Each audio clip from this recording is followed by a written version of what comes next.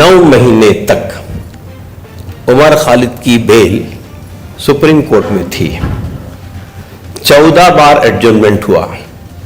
Finally हमारे वकील ने उसको वापस ले लिया। यानी अभी तक चार्जेस फ्रेम नहीं हुए। ट्रायल तो शुरू होने की बात अलग है। आप सोचिए कि कितने सेक्शंस लगाए गए हैं। तो ये किस बात की सजा दी जा रही है?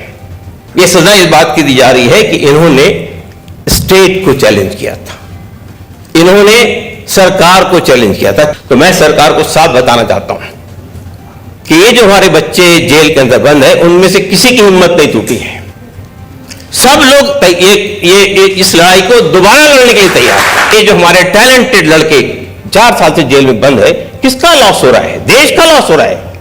हमारा लॉस नहीं हो रहा है, देश का नुकसान हो रहा है। Chief justice of India prime minister को अपने घर में बुलाकर एक पूजा के अंदर शामिल होंगे और उसको जो है वायरल करेंगे पूरे देश के सामने। तो क्या मुझे ये उम्मीद होगी कि मेरे साथ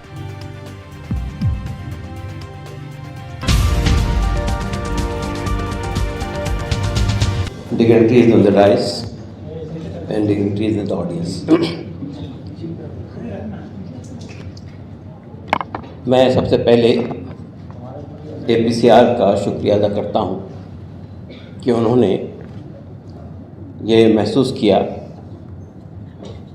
कि इस वक्त जो लोग जेल के अंदर बंद हैं उनकी आवाज़ उठाई जाए। अभी नरगिस सैफ़ी ये कह रही थी कि सुप्रीम कोर्ट ने कई बार कहा है ये बात कि bail is a rule, jail is an exception. लेकिन यही सुप्रीम कोर्ट, ये जुमला बड़ा अच्छा लगता है, बहुत खुशनुमा लगता है, बिल्कुल उसी तरह जिस तरह हमारे मोदी साहब के जुमले हैं, सबका साथ, सबका विकास, सबका विश्वास, बेटी बचाओ बेटी पढ़ाओ। इसलिए मैं ये कह रहा हूँ ये बात कि 9 महीने तक उमर खालिद की बेल सुप्रीम कोर्ट में थी। 14 बार एडजर्नमेंट हुआ। फाइनली हमारे वकील ने उसको वापस ले लिया। और ये बेल का तमाशा ऐसा है कि उमर खालिद की बेल की बात मैं कर रहा हूँ, बाकी लोगों का तो भी अपने खालिद सैफ़ी के एरिया से सुना ही बात कि 2 साल 2.5 साल से हाई कोर्ट के अंदर बेल की एप्लीकेशन लटक रही है। उमर खालिद के केस में जब हमने बेल के लिए अप्लाई किया था तो 1.5 साल तक बेल पर बहस हुई है लोअर कोर्ट में। आम क्राइम जो होते हैं उसमें प्रोसिक्यूशन को ये प्रूव करना पड़ता है कि आप गिल्टी हैं। लेकिन अगर आप UAPA के अंदर गिरफ्तार है तो बेल के समय ही आपको ये प्रूफ करना पड़ता है कि आप इनोसेंट है, आप गिल्टी नहीं है। प्रोसिक्यूशन को नहीं प्रूफ करना पड़ता है, ये रिवर्स हो जाता है। 1.5 साल की बहस के बाद एक सेंटेंस का रिप्लाई था जज का, एक सेंटेंस का जजमेंट था, और जजमेंट था कि प्राइमा फेसा पुलिस का केस है, इसलिए बेल नहीं मिल सकती। Then we went to High Court. High Court में 6 महीने बहस हुई, 4 महीने तक रिजर्व रहा जजमेंट, और उसके बाद जजमेंट आया उन्हीं जज साहब का जिन्होंने उसी चार्जशीट के अंदर या उसी चार्जेस में, उसी FIR में 3 लोगों को ऑलरेडी बेल दे दिया था। लेकिन उनका जवाब ये आता है कि प्राइमा फेसा केस है, इसलिए बेल नहीं मिल सकती। और उसके बाद सुप्रीम कोर्ट में मैंने आपको बताया 9 महीने तक के बहस हुई। 9 महीने तक के कोर्ट में एडजर्नमेंट होता रहा, जबकि हमारे वकील का प्रिंसिपल ने कहा कि मुझे सिर्फ अब 20 मिनट का वक्त दीजिए, मैं ये प्रूफ कर सकता हूँ कि ये केस में क्या है। मैं ये कहना चाहता हूँ, मसला सिर्फ इस बात का नहीं है कि उमर खालिद और ये लोग जो जेल में बंद है 18 लोग, जिनमें से 5 लोग बाहर है, बाकी लोग अभी जेल के अंदर हैं, इनके खिलाफ क्या केस है और इनको बेल क्यों नहीं मिल रही। आप ये देखिए कि ये पूरी चार्जशीट को अगर आप पढ़ने का मौका मिले, पहली चार्जशीट 17,000 पेजेस की है, उसके बाद दूसरी, फिर तीसरी, फिर चौथी। फाइनली जब ये पूछा गया,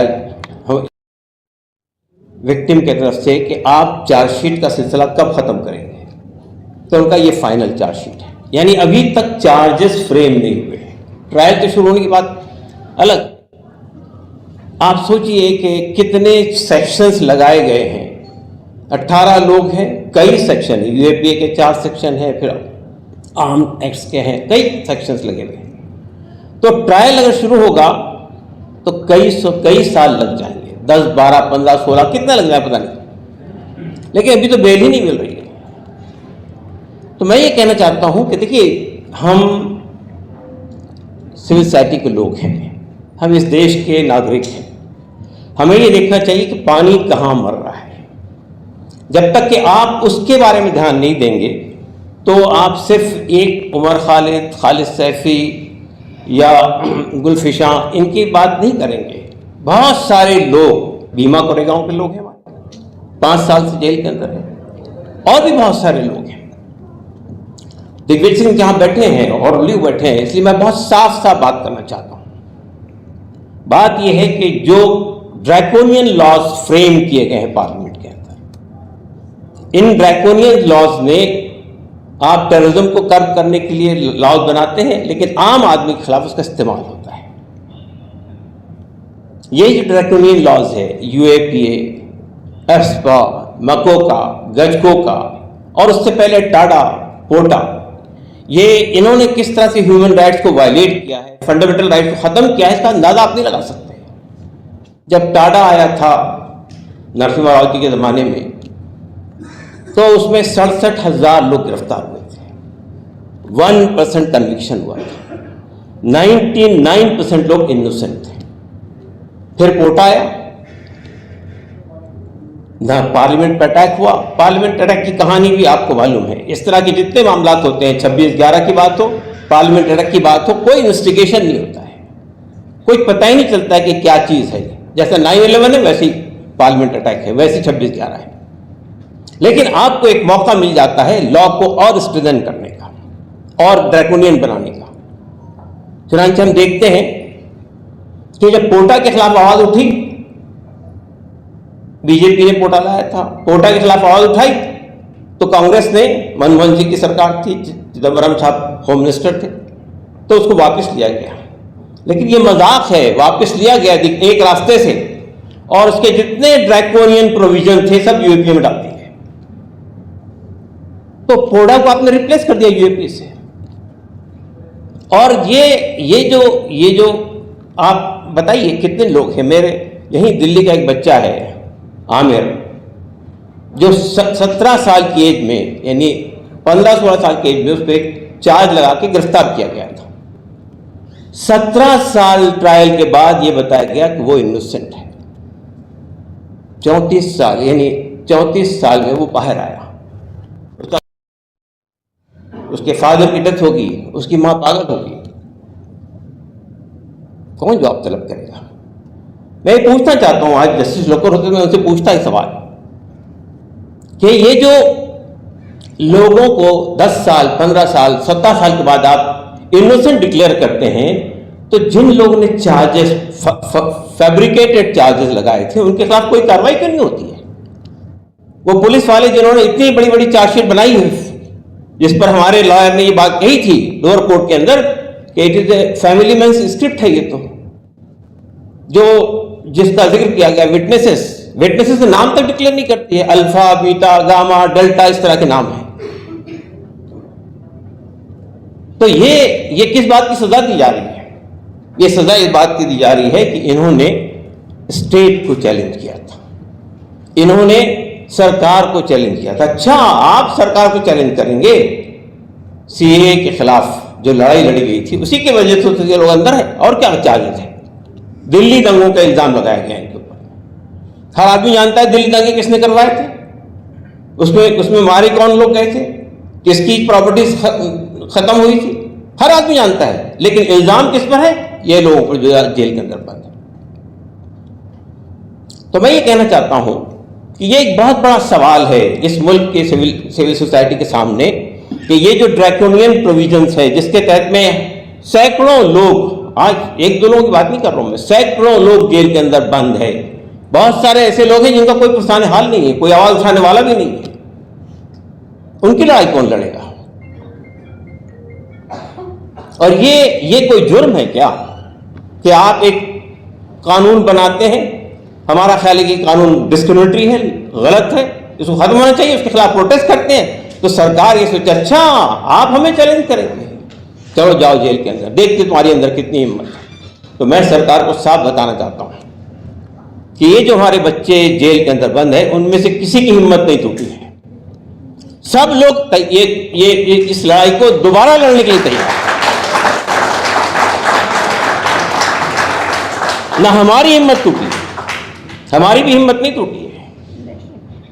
अगर लोगों के खिलाफ कोई कानून आएगा, जैसा हमारे किसानों ने लड़ाई लड़ी, 1 साल तक 700 लोग मारे गए दिल्ली बॉर्डर के ऊपर में, तो मामला को वापस लेना पड़ा सरकार को। तो मैं ये कहना चाहता हूं कि ये सवाल इस मुल्क के आम लोगों के सामने है कि अगर इस तरह के काले कानून बनाए जाते और काले कानून का शिकार आम लोग होंगे, ये जितने हमारे यहां टेरर के नाम से कानून बनते हैं उसमें टेररिस्ट तो क्या पकड़े जाते हैं मालूम नहीं मुझे, लेकिन आम लोग टेररिज्म के नाम पर पकड़े जाते हैं, 10-12 साल तक जेल में रहते हैं, 15-16 साल तक केस चलता है, उसके बाद ये कहा जाता है कि भाई पुलिस जो है वो जो सबूत दिए थे उसके बुनियाद पे केस नहीं बनता है। तो आप मुझे बताइए, मैं तो हमारी जुडिशरी से सवाल करना चाहता हूं, जुडिशरी क्यों नहीं पूछती पुलिस से कि तुमने ये जो फैब्रिकेटेड, फॉल्स, कंकॉक्टेड इनके खिलाफ चार्जेस लगाए थे, एविडेंसेस लाए थे, तो तुम्हारे खिलाफ ट्रायल होना चाहिए उन्हीं धाराओं के तहत। आप ये सिस्टम नहीं चालू करेंगे इस देश में, उस वक्त तक ये सिलसिला चलता रहेगा, उस वक्त तक इसी तरह इंसानों के हुकूक के साथ खिलवाड़ होता रहेगा, उसी तरह हमारे पॉलिटिशियन पार्लियामेंट में बैठ के काले कानून बनाते रहेंगे और लोगों की जिंदगियों के साथ खिलवाड़ करते रहेंगे। आप ये बताइए कि ये जो हमारे टैलेंटेड लड़के 4 साल से जेल में बंद है, किसका लॉस हो रहा है? देश का लॉस हो रहा है, हमारा लॉस नहीं हो रहा है, देश का नुकसान हो रहा है। पढ़े लिखे लोग जो आज सरकार की जो आम इंसानों की लड़ाई लड़ रहे थे, आदिवासियों की लड़ाई लड़ रहे थे, दलितों की लड़ाई लड़ रहे थे, कमजोर तबकात के लोग की लड़ाई लड़ रहे थे, अंडर प्रिविलेज्ड क्लास की लड़ाई लड़ रहे थे, वो आज जेल बंद कर दिए। कौन हिम्मत करेगा आइंदा? आपको मालूम है पिछले 7-8 साल से जंतर मंतर पे प्रोटेस्ट नहीं कर सकते आप, या तो पुलिस डिनाई कर देती है या गिरफ्तार कर लेती है या जहां से आप जा रहे हैं वहीं से उठा लेती है। ये हो रहा है हमारे साथ। हमारा कॉन्स्टिट्यूशन में बहुत अच्छी बातें लिखी गई हैं, आर्टिकल 14, 21, 25, 26, 27, 28 सब आप उठाकर देख लीजिए, फंडामेंटल राइट्स। लेकिन किस तरह सरकार उसके साथ बिहेव करती है, किस तरह पुलिस उनके साथ बिहेव करती है, किस तरह। और फिर अफसोस की बात यह है, यानी साफ बात कहने में मुझे कोई तकल्लुफ नहीं है कि ये कहा जाता है कि किसी डेमोक्रेटिक सोसाइटी के अंदर ये जो 3 पिलर्स है, लेजिस्लेचर, एग्जीक्यूटिव ब्यूरोक्रेसी और जुडिशरी, ये तीनों को सेपरेट होना चाहिए अगर आपको इंसाफ चाहिए। मेरा हुकूमत से लड़ाई है, हुकूमत से झगड़ा है मेरा, इस केस में भी हमारा हुकूमत से झगड़ा है, लेकिन अगर chief justice of India prime minister को अपने घर में बुलाकर एक पूजा के अंदर शामिल होंगे और उसको जो है वायरल करेंगे पूरे देश के सामने, तो क्या मुझे ये उम्मीद होगी कि मेरे साथ इंसाफ होगा? वहां इंसाफ हो सकेगा? और ऐसा ही हो रहा है अदालतों में। क्या हो रहा है? जाहिर है कि वो सवाल भी पूछने पड़ेंगे। अब वक्त आ गया इस बात का, खामोश नहीं बैठ सकते। अगर आप खामोश बैठेंगे तो जो कुछ आपको हासिल है वो भी खत्म हो जाएगा। जुडिशरी से भी सवाल करना है और यानी आपके हुकूमत से भी सवाल करना है, अपोजिशन पार्टी से भी सवाल करना है। सवाल करने का वक्त है और डेमोक्रेसी के अंदर असल ताकत जनता के पास होती है। लेकिन अगर जनता दब गई, बैठ गई, डर गई, खामोश हो गई, तो फिर जो कुछ हमने हासिल किया पिछले 70 साल में वो सब खत्म हो जाएगा। दोस्तों और साथियों, इससे ज़्यादा मुझे नहीं कहना। शुक्रिया, धन्यवाद। फिलहाल इन तस्वीरों में इतना ही दोस्तों। आगे फिर मुलाकात होगी आपसे किसी ऐसी खबर के साथ। तब तक के लिए जय हिंद, धन्यवाद।